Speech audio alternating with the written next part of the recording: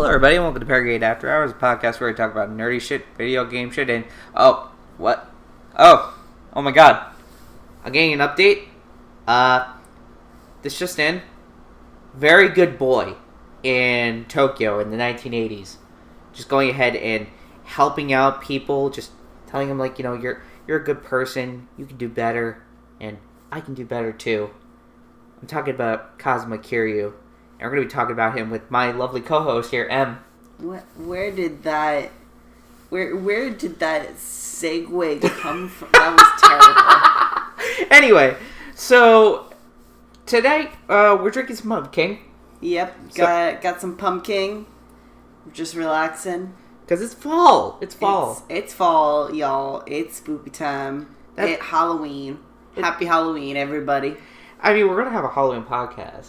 Oh, that should be what we're talking about, Castlevania. Yes, but also it Halloween. Yeah, it Halloween. It Halloween. Happy Halloween, everyone. We celebrate Halloween from the month of January to October, and then between end of October to December, we're celebrating Christmas. Yeah. But we don't celebrate Christmas in October. We celebrate in November. Yeah. November and December are Christmas. Yeah. And then the rest of the year is October. Happy Halloween. Yep. So anyway, we're drinking that. We're going to be talking about video games. In particular, I want to talk to you about polish in video games. Particularly in a game called Yakuza. Oh, yes. Okay. So, I've been playing a lot of Yakuza recently. Yeah. Because it came on my radar by one very sexy crime boys. Mm-hmm. And then it captivated my heart by discussing whiskey in great detail in every one of the bars that you go to. So I kind of want to talk to you about this in one because like Yakuza kind of brought up for me because within the sort of game you're exploring Tokyo, you're exploring a lot of like notable landmarks, and they have it so that you're only in like this one specific sector of Tokyo. Mm-hmm. So you don't have to worry about like I feel like with like games that are trying to replicate like a big city like Spider-Man or like Watch Dogs, like you have there's only so much you can render, and therefore you have to cut a lot of things, and also inexplicably add like a hillbilly like hillside to Chicago. Yeah. With mountains. Yeah. And you're like, I don't think there's many mountains that are really, really close to Chicago. No, there's not. But apparently in Watch Dogs, there totally is. But with this game, they're able to go ahead and be like, no, this is our little sect of Tokyo that we're working with, mm-hmm. and we get to really like detail it and flesh it out and show like a lot of areas and a lot of things that just make this game feel really lived in. Yeah. So before we go too deep into the seedy underbelly of helping children, why don't you tell me about some games that you feel like have really, really good polish? Yeah. I feel like you mentioned the fact that like Yakuza is in this small little section of 80s Tokyo, and the fact that Watch Dogs is like, yeah, this is Chicago, but like it's like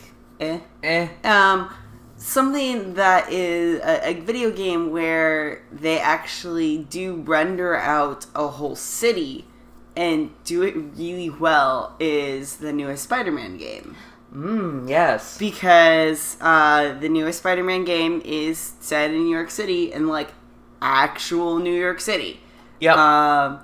People are like, oh yeah, look, here, this is the exact park where like, this and this happened, and like, you can actually go to the Stonewall Inn. Yeah. You can go like literally through the boroughs and retrace your footsteps and whatnot. And it's really cool that they actually went through that, meticulous work to really make this game that much more immersive. I mean, honestly, I think my favorite part of this game, and when I get my hands on it, is just to swing around all of New York City and not actually play the real game. It's like Skyrim. Yeah. I just want to explore. Spider-Rim. Spider. Like, I gotta agree with you there because, like, we're so used to kind of, like, seeing, these kind of games that, one, they probably didn't do as much research as they should have, or two, like, they cut out a lot of key parts of, like, these cities that make it feel really lived in. Yeah. Or they go with a completely, like, made-up city, like, that doesn't exist, like Liberty City in Grand Theft Auto. Yeah. Which is New York City, but we can't call it New York City. Yeah. And, it's really, it was, back when I was a young, impressionable teenager, I found that really cool and really interesting. And not to say that Grand Theft Auto doesn't have, like, an almost disgusting level of polish to it. Yeah. But, like, there is something about those cities that feel, like, less lived in. Yeah, it was definitely easier to just make your own city and just be like, it's Liberty City. You can imagine whatever city you want on this, but it's definitely New York City, but, like, not New York City because we don't want to program that. Versus, Spider-Man, where they really have recreated the city and given it that lived-in feel because, the characters that you interact with are very much New Yorkers. Very much New Yorkers. But the other thing is, when it comes to, like, Yakuza, is the fact that, like, and it's such a weird thing to say, but the fact that they reflect, like, real-world brands, real-world places. And like, real-world people sometimes. And, like, the fact that, like, you can go to a bar in there, and I will harp on this whiskey part. Because you will. Because this was the part where it cemented, like, holy shit! It started to feel like, is this like a tourist attraction? Are you trying to get people to come to Tokyo with this game? And I bet the developer's like, yes, we are. We want you to come here. We want you to try our whiskey. Yeah, you've been talking about this tiny section of the game non-stop. But basically, you go in and you buy yourself a thing whiskey. And, I don't even know how much this really has an impact on the rest of the game, but the bartender is going to talk you through the flavors of each whiskey, and, like, it's got the label and everything, and you're just so hype about that. I'm so hyped because, like, it's such, like you said, you don't know how much impact it has in the game. I have no idea how much impact it has in the game.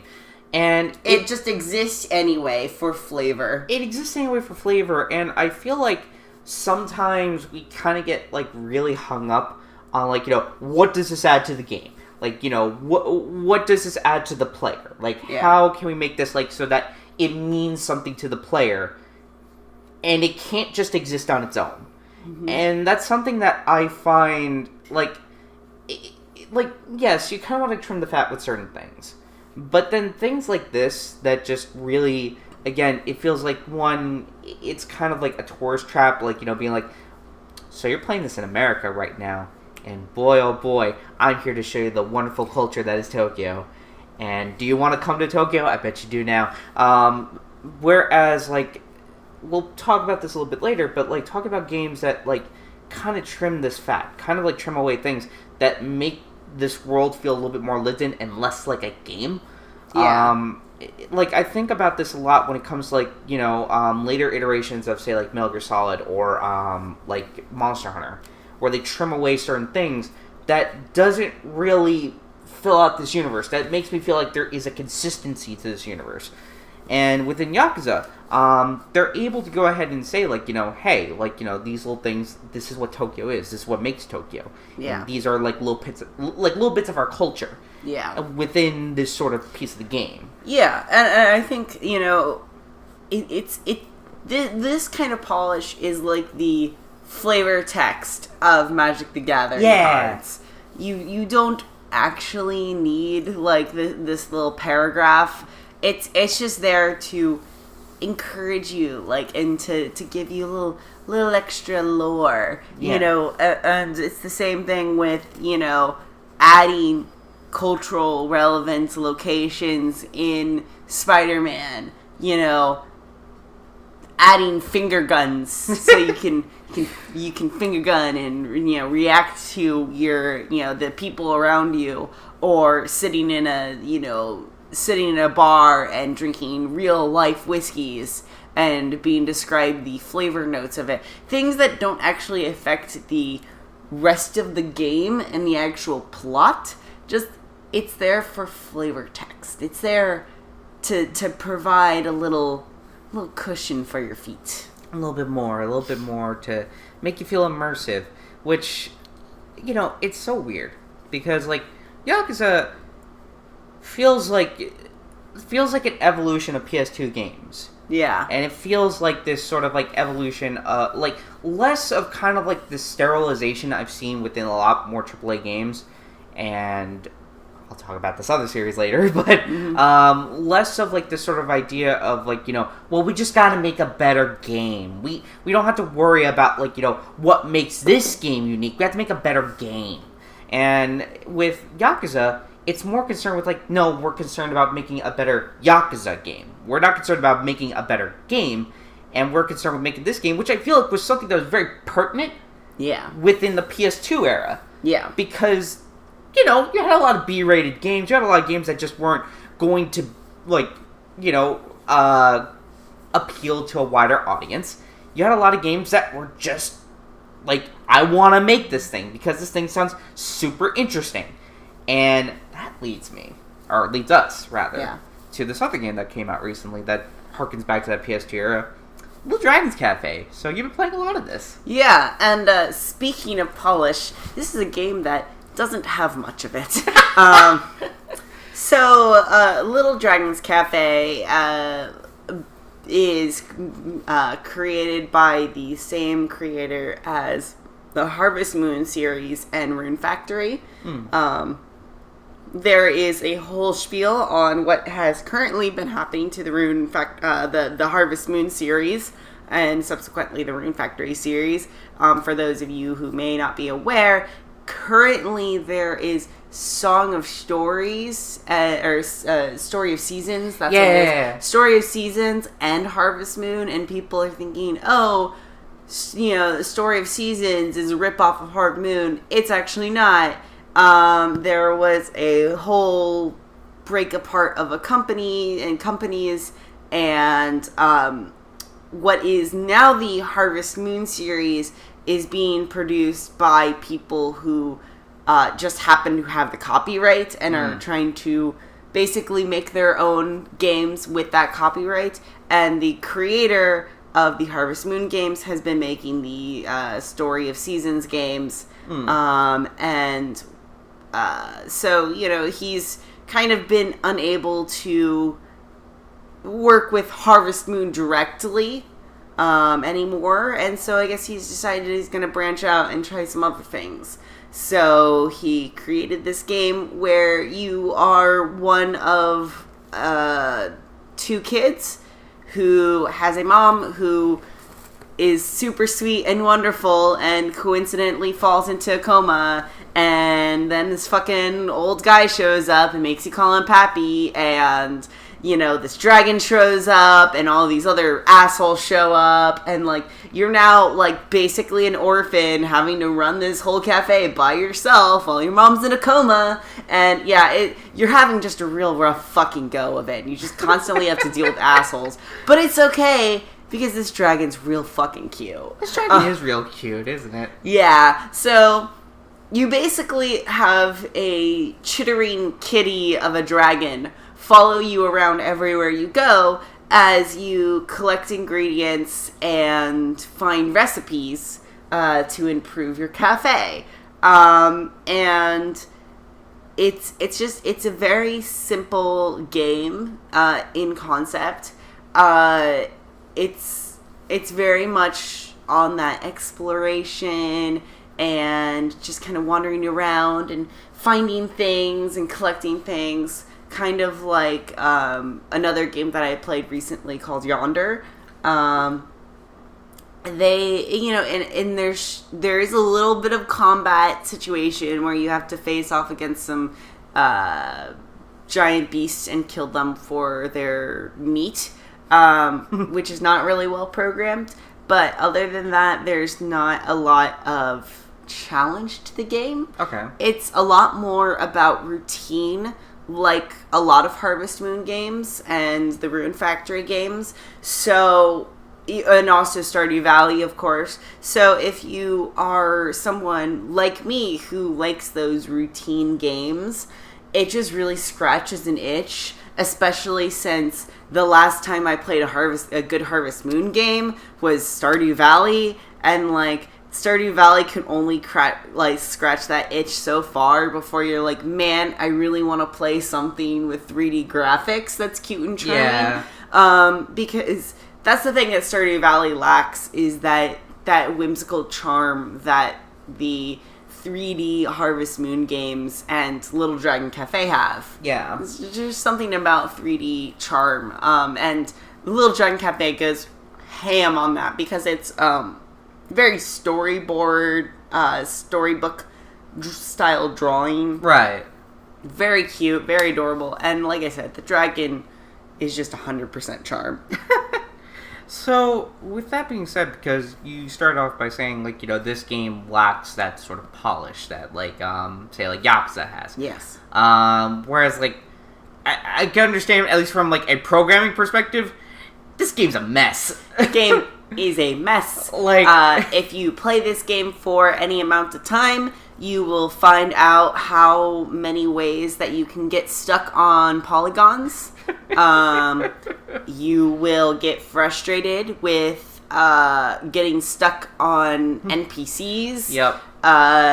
You will find that there's just a lot of shit lacking here. There was not a lot of polish put into the actual gameplay itself. There are obvious glitches that the tiny Little Dragon Cafe community has found, like in the cafe itself, while your employees are working, they'll every once in a while get super distracted and stuff like that. Yeah. You can have days where like they will just keep getting distracted every 5 seconds.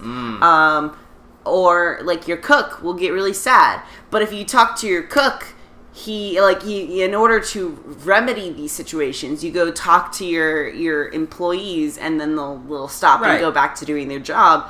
The chef doesn't. The chef will just continue to remain sad. He's got depression, man. And yeah, no one knows if that's just how it's supposed to be, or if this is a glitch that, you know, it just never gets fixed, basically. Yeah. Like, it eventually goes away on its own, but you can't, like, make him be less sad. He'll just continue to be sad. And you don't know for how long he's gonna be sad. I don't know why. I don't know why he's sad, but he makes less food when he's sad. That's interesting. Yes.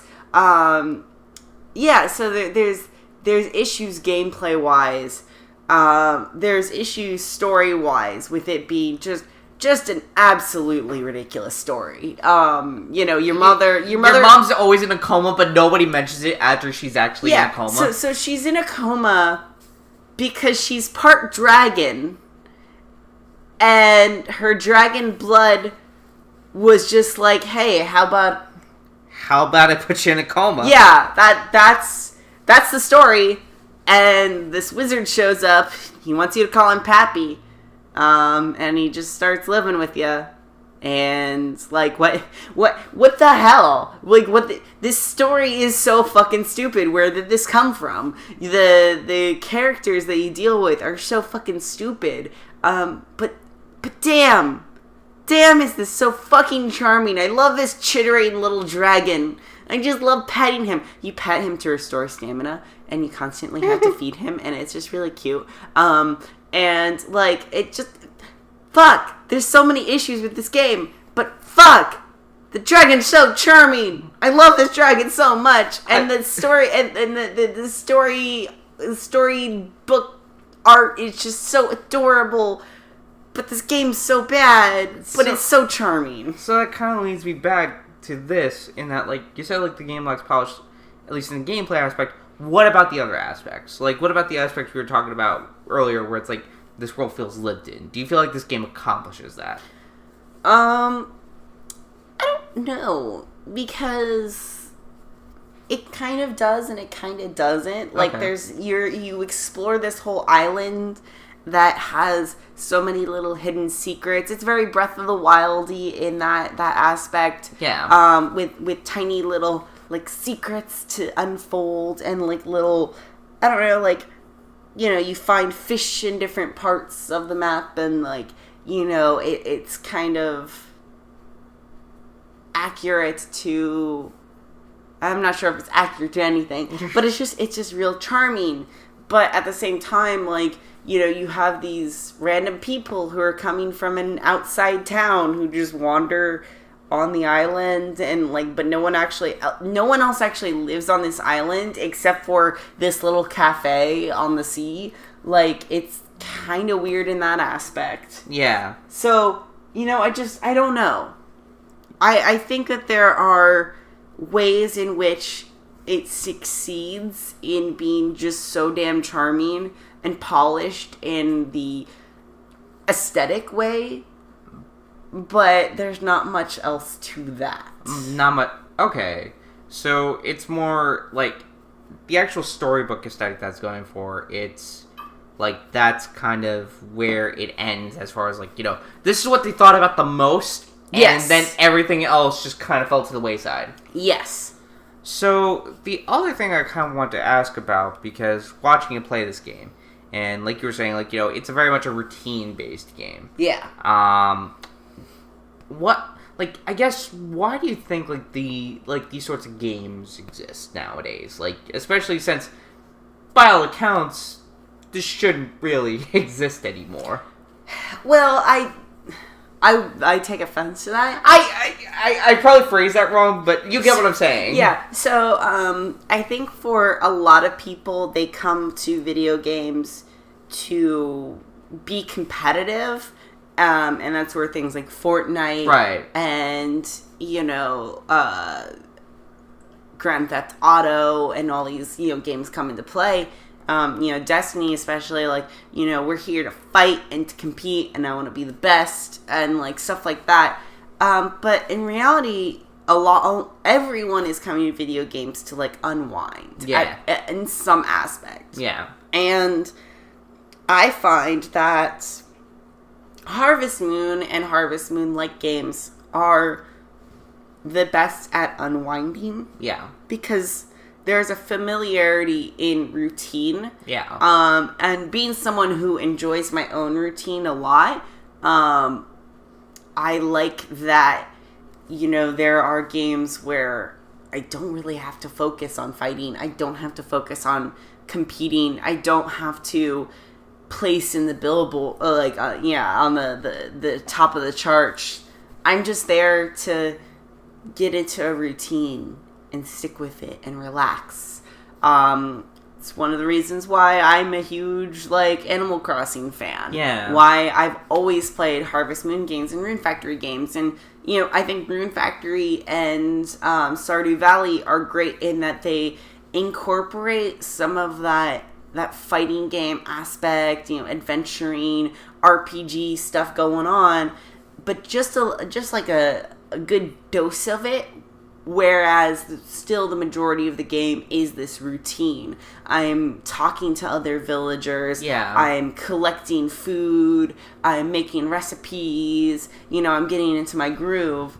And, you know, I think that I'm not the only one who enjoys a game where you just relax. Like, right. I'd mentioned Yonder, and I should say that this is like a Unity game that is just real cute. If you're interested in a game that has no fighting whatsoever, no enemies, no death, you just wander a landscape and complete quests. Yeah. Like kind of like Skyrim style, complete, like, bring me X amount of rat pelts quest. Skyrim Animal Crossing. It's also a very relaxing game. Yeah. Because there's just exploration and there's nothing else. So, I guess the other thing I would want to ask, just because I kind of hope, or I really do hope that like Little Dragon's Cafe becomes a little bit more successful. Just because I would like to see what this team could do with a bigger budget. Yeah. What would you want to see in a sequel to this game, if there were a sequel? I would definitely want... So, I think the way that Harvest Moon and Rune Factory games have always progressed, in that every time the sequels always get a little bit better story-wise, character-wise, and play-style-wise. Yeah. I think that there's a lot of things in the gameplay that could be fixed, like clipping on polygons and getting stuck on them, and getting stuck on NPCs and not being able to move. Happens a lot in this game. Be nice to see that go away. But also, improvement on the characters and storyline. Anyone who has played the Rune Factory series relishes, number one was great, but also it's so slow and the characters are kind of half-assed, whereas Rune Factory 4 has phenomenal characters, and, the gameplay is just so smooth and so much more improved. Like every successive game in the series is always a little bit better than the last. Yeah. And so this is something that this creator is kind of known for, is just making progressively better games. Right. So I think just seeing a more improved on concept Little Dragon Cafe is what you're after. Yeah. So just more of the same, but better. That makes sense. One last question before we go to break. Yes. Because obviously, like, the main thing that I loved about Yakuza was the fact that they presented the whiskey so well. And knowing some of those brands, I was like, yes, like, that makes me crave this shit. How would you rate the food in Little Dragon's Cafe? Oh, it's so good looking. It's actual accurate food recipes, or not accurate food recipes, but real food recipes. Like later on in the game, you'll make things like croque monsieurs, and curry rice, and then like there's some weird things. What was that one with like the snowman and like the soup? It's a hot radish hot pot. Yeah, there is a radish hot pot, which is just like a typical hot pot, except the main ingredient is radish. But it's so funny because the art for the actual hot pot itself is like this, hot pot, but like the radish has been shaved to look like a little snowball man that's just stewing in the hot pot, like meh. It's real fucking adorable. But yeah, the food itself actually looks really good. All right. It fits along with the aesthetic that the game goes for, but also are like cool looking recipes. Like, oh man, like after playing this game, I'm like, oh, I'm hungry.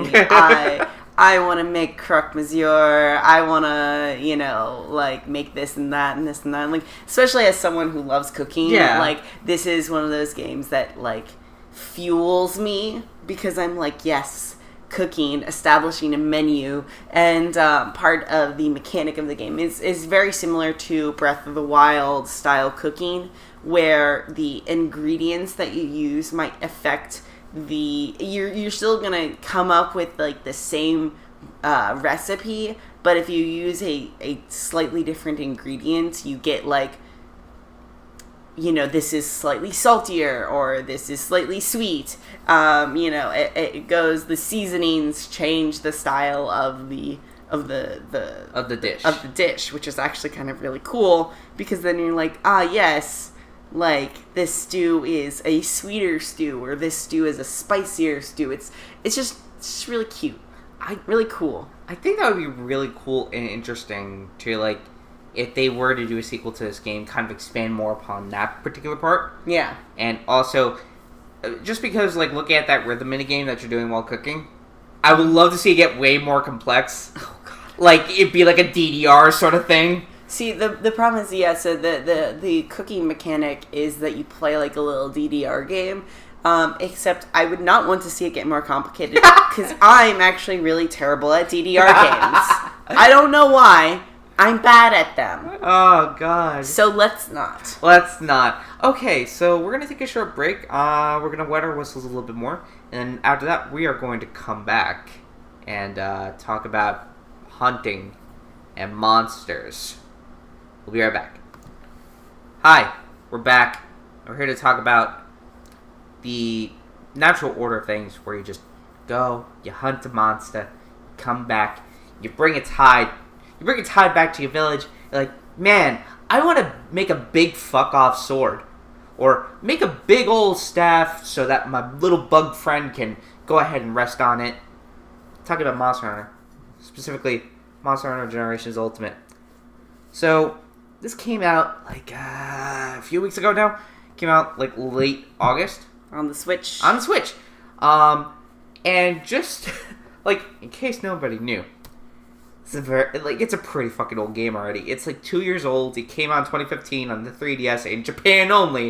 And then they're like, fuck it. We'll go ahead and port it to Switch. And everybody in America was like, are you going to localize it? And Capcom was like,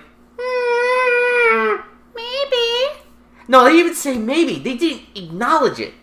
And they're like, Monster Hunter World. And of course, Monster Hunter World is a great game. I'm not saying that it isn't. But they were like, Monster Hunter World. And everybody's like, yeah, but I also got a Switch. I got it for Breath of the Wild, but it'd be cool if I could play Monster Hunter. I'm sorry, did you say Monster Hunter World? It's coming to Xbox One and PS4 and PC really later. I'm sorry, when? Later. Coming in? Later. Later. And anyway, so Monster Hunter Generations Ultimate finally got localized. Actually, around the same time that the PC release of Monster Hunter World came out. Hey. So it came out, and it's really good. It's so good. I've played World, and the thing that I played World, and World is a really good game. But playing Generations Ultimate, it's like coming home. It's like, it's just like chilling in your chair, just sipping on a good old glass of lemonade. Yep. And you're just like, yes, this is the comfy place. This is the no judgment zone. I'm here again. And it's been so weird for me because I have seen like a lot of people who are fans of Monster Hunter, still come back to Generations Ultimate and still being like, yes, some of this is garbage. Like, one, I do not understand why gathering takes so long. It should not take this long. But then there are parts about, like, Generations Ultimate that I feel like it does way better than World. Is the fact that you're actually hunting a monster. And in this game, like, unlike World, where it's like, you find, like, little tracks and stuff, and then eventually you get a waypoint that tells you exactly where the monster is. It's like, in this game, you have to figure out, well, in this map, where is this monster going to hang out? Is he going to hang out in Zone 1, Zone 2, Zone 3? And as you learn that, as you learn their habits, as you learn, like, hey, this monster, he has a certain habitat. He has a certain place that he likes to, frequent. I should go there. And at that point, it's like you're actually learning, you're hunting something. You're actually hunting something. And that is something that Monster Hunter World has kind of stripped away, and I understand why it stripped it away. Because, obviously, the best part of this game is fighting that monster.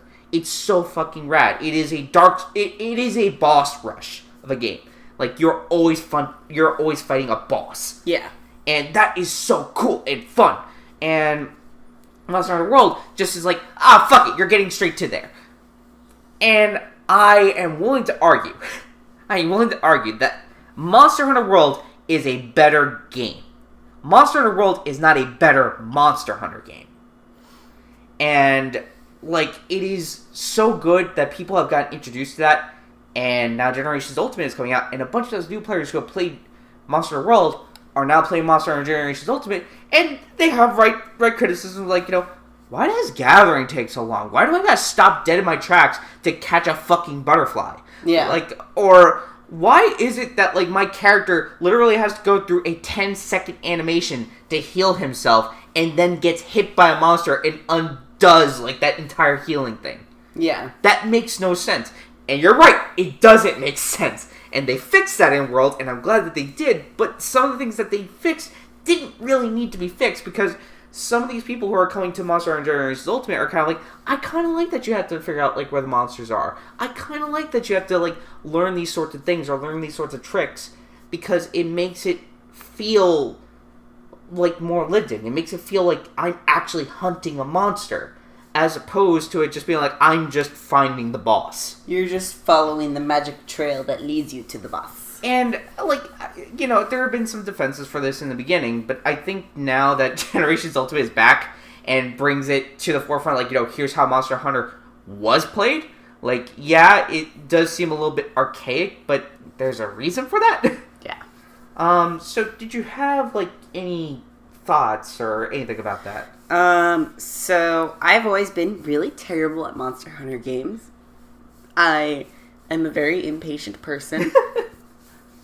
I don't like healing myself. Yeah. I don't like having to sharpen my weapon all the time. So I am not good at playing Monster Hunter games. Because I almost exclusively die, panic, try to rerun back to the area, and then, you know, get timed out because I keep on dying. Yeah, so, but I definitely noticed that Monster Hunter World, if I had a PS4 when it first came out, would have been a fantastic entry for someone like me, because it's very normie friendly. Yes. Because Monster Hunter fans are very much not normal people. They're not the average player. So this game was designed for some of us normies out there. And yeah. So Monster Hunter World probably would be the game that I would play, because you don't need to stop to heal yourself. You don't need to, you know, stop every 5 seconds. You can just kind of run straight to the monster. Just follow the little sparkly trail. Yeah. You know, and it has the aesthetic of Monster Hunter without necessarily being 100% a Monster Hunter game. Yeah.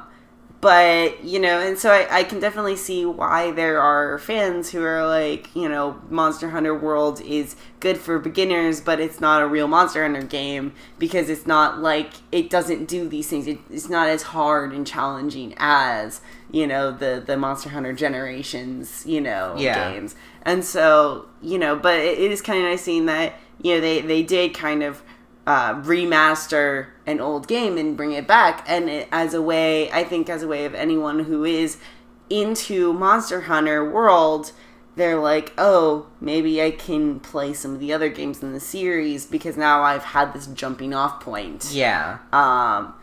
And yeah, they're probably going to complain about things that are a little bit harder, but if they actually really enjoy these games, they're hooked, I'm sure. Oh yeah, and especially, like I said, even as a veteran Monster Hunter fan, even as somebody who has, like, you know, played mostly a lot of things since, like, I think it's Portable 2 or something like that. Yeah. Like, I've been there during the hook fucking, you know, phase of the game, where it's like, what second analog stick? Yeah. So, like, I've been there during that time, and it's like, there are some things that World really does do better, and you cannot argue that. Like, it is overall a much better streamlined game. It is a much better jumping off point than any of the Monster Hunter games that came before it.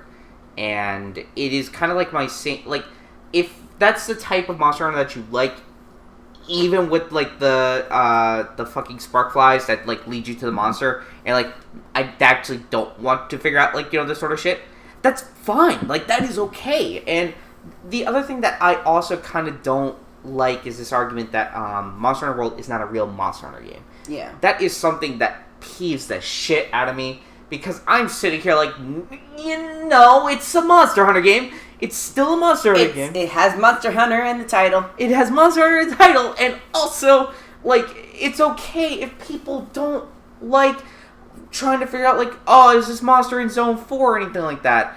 And then I have to paintball it in order to keep track of it on the map or whatever. Because that's the other thing that Monster Hunter World got rid of is the paintballs, which...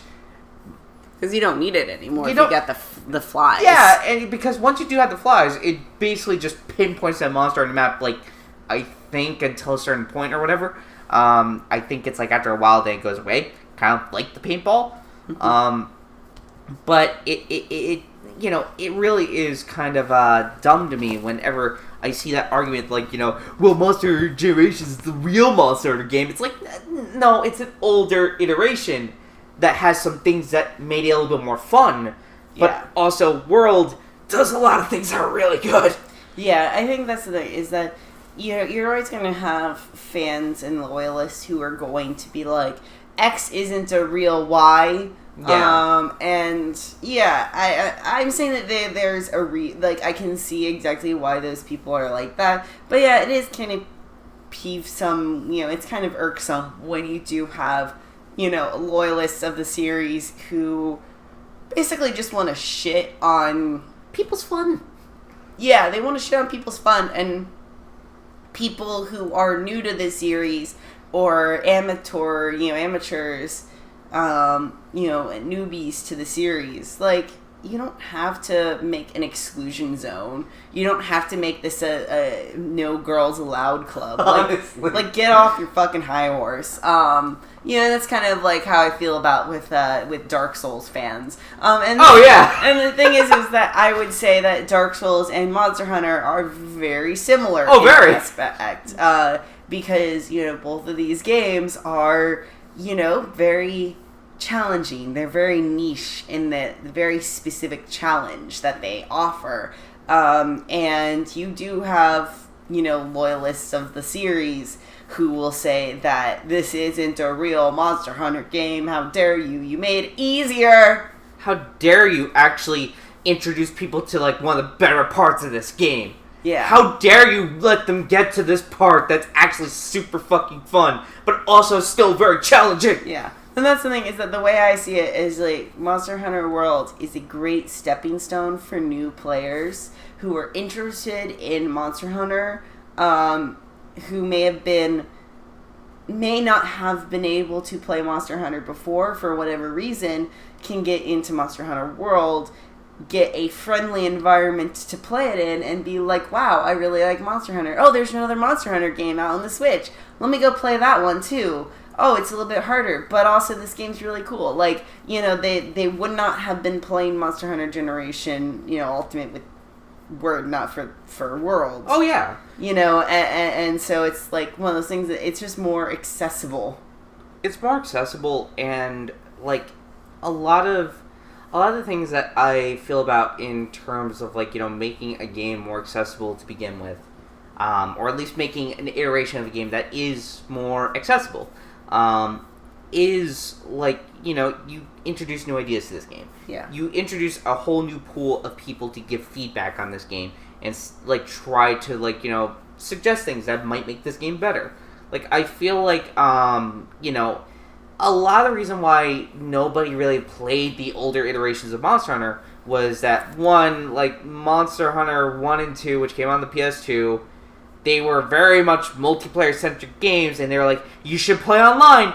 Did PS2 have a good online service? No. Fuck no. Then they were like, oh, it's on a PSP. Cool. And that took off, like, amazingly in Japan, but did not take off well at all in the States. So it turns out not everyone had PSPs, and people who had PSPs did not have friends who had PSPs. Exactly. And, like, I was in a privileged place. Yeah. I say privileged in, like, air quotes here. But I was in New York, where it's like, hey, there is a greater chance of meeting another person who owns a PSP. Yeah. But people who, say, like, live in Northwest Florida, you're probably going to meet, like, one or two people, and that's it.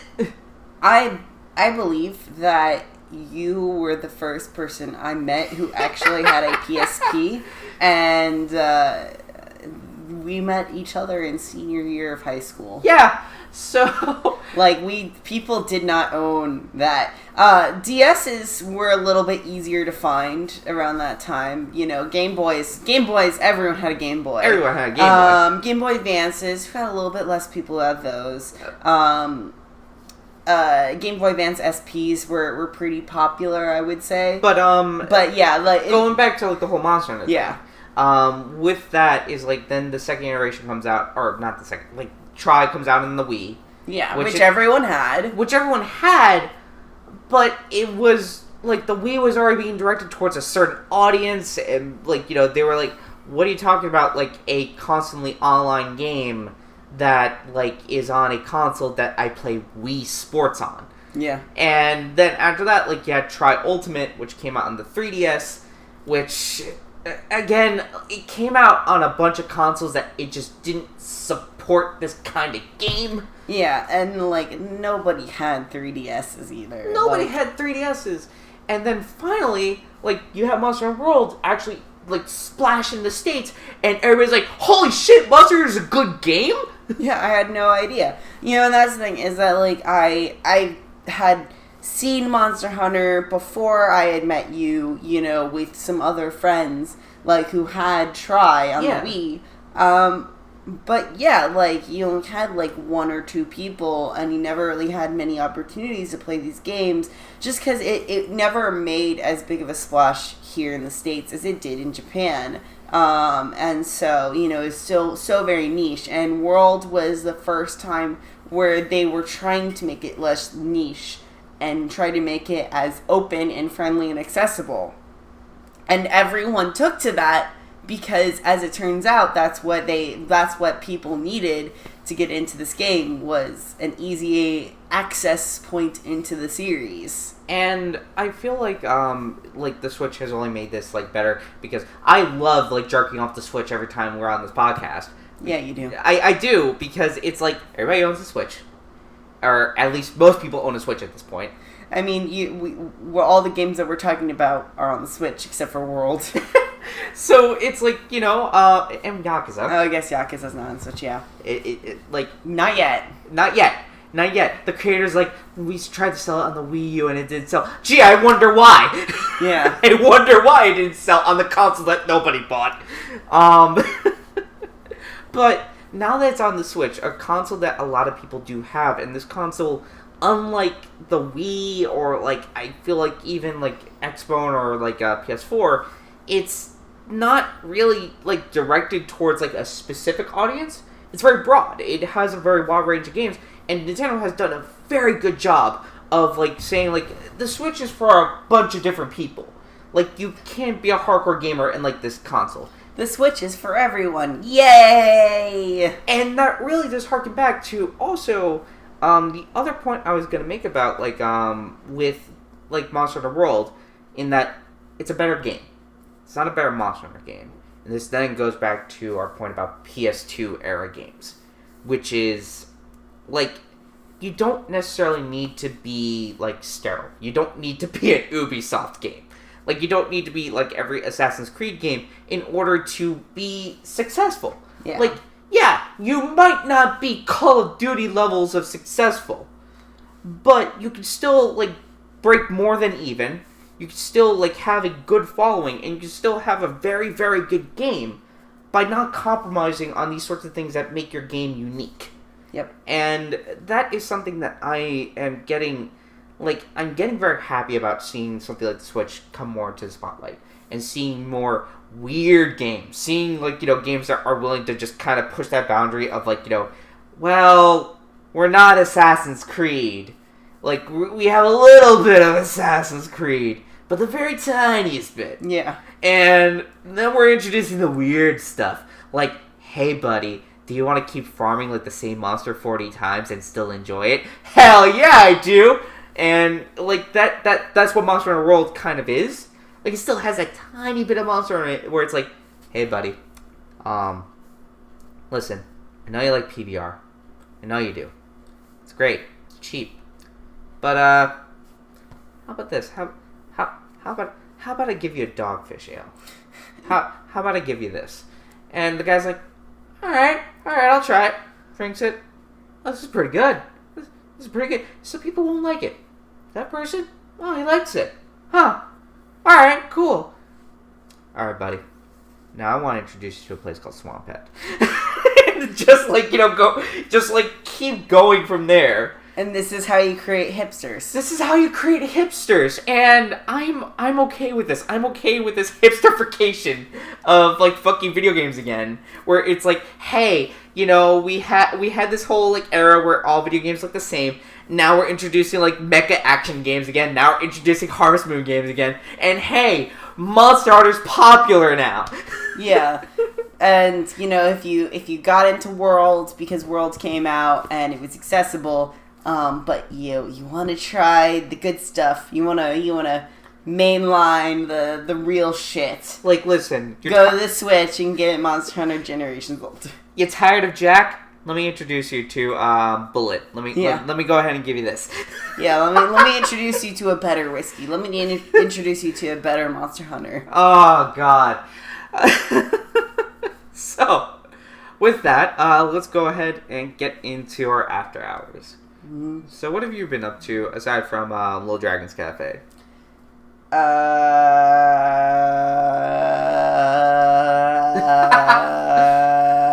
you want me to go first? Yes. So, okay. So we've recently, well, not very, I would say 2 weeks ago, we came back from Dragon Con. Yes. We came back from there, and during that time, I got to try the tabletop version of BattleTech. Oh no, yeah. And you did. I got into that sort of crunchiness, and I will say, BattleTech is probably the best version of this crunchy, tech, mecha, tabletop game. Because then we went to try Mobile Suit Skirmish. Yeah. Which, Donkus, I know you worked very hard on this, and I go to the forums where they made this homebrew game, and there is a very big following, and I'm so glad that they have this. I do not have the brain power to comprehend this game. We tried it and we were like, wait, does this roll how does this roll work? Okay, but I'm very confused. There's so many systems to keep track of. Yeah. Well, and that's kind of the way that miniature tabletop games are, is there's a lot of systems to keep track of. There's a reason why neither of us are going to get into Warhammer. Aside from painting the models. We like painting models. We do not like playing with them. Oh my god. That's kind of what I've been up to in my after hours, is trying to figure out, because I want an excuse to play with my Gundam models. Yeah. In a better way than just smacking in the gear and going pew pew pew pew. Now kiss. No keys. Yeah. I want a better excuse than that. So, we've messed around with Mobile Suit Skirmish. Now I'm trying to do, homebrew rules in D&D 5th edition. Yeah. To figure out, how do I make mobile suits work in D&D? Yeah. So, that's kind of what I've been up to, and so far, it's been interesting just trying to dive into, the D&D homebrew scene. Mm-hmm. And, D&D Beyond has been, a good resource a lot as far as, trying to find, a bunch of homebrew classes that people have beta tested and stuff, because Lord knows I'm not going to make an entire class from scratch because that is going to be too fucking hard. Mm-hmm. So yeah, that's what I've been up to. Yeah. So you got something? Well, yeah. So since we came back from Dragon Con, I haven't been doing any cosplay things. But yeah, I've been mostly just playing video games, playing Little Dragon Cafe, and trying to do more creative stuff, trying to get back into the groove of that. I really want to try to get back into doing more streaming, but I didn't think that me streaming Little Dragon Cafe was actually going to be that good, because it is a lot of brain dead playing, where I would just sit silently and play it for 3 hours on end, which I don't think really makes good streaming content. That's fair. But yeah, that's not too much is what I have to say. That's okay, because our after hours is our after hours. We go ahead, we come back from a long day of work, we bust open a cold one, Yeah. We look at our respective boy, and we say to each boy, like, love you, man. Love you, man. Love you, man. Want to make out? Yeah, sure, I guess. Anyway, so that has been this episode of Paragade After Hours. Where can I find you, Em, on the internet? You can find me at Mael Ecology on Twitch and possibly Twitter, and Mael Ecology, my name. It's my name. That's my name. And then as for me, I've discovered the account modification page on Twitter, so now it is consistent across all platforms. You did it. Find me at Just Joe Stars everywhere. Fuck you. I know how to adult. He did it. He finally fucking figured it out. So Just Joe Stars and Mael Ecology on Twitch, Twitter, YouTube, Instagram. Yes. Sounds about right. Sounds about right. So, anyway, as we close out this episode here, always remember, tip your waiters 50%. Good night.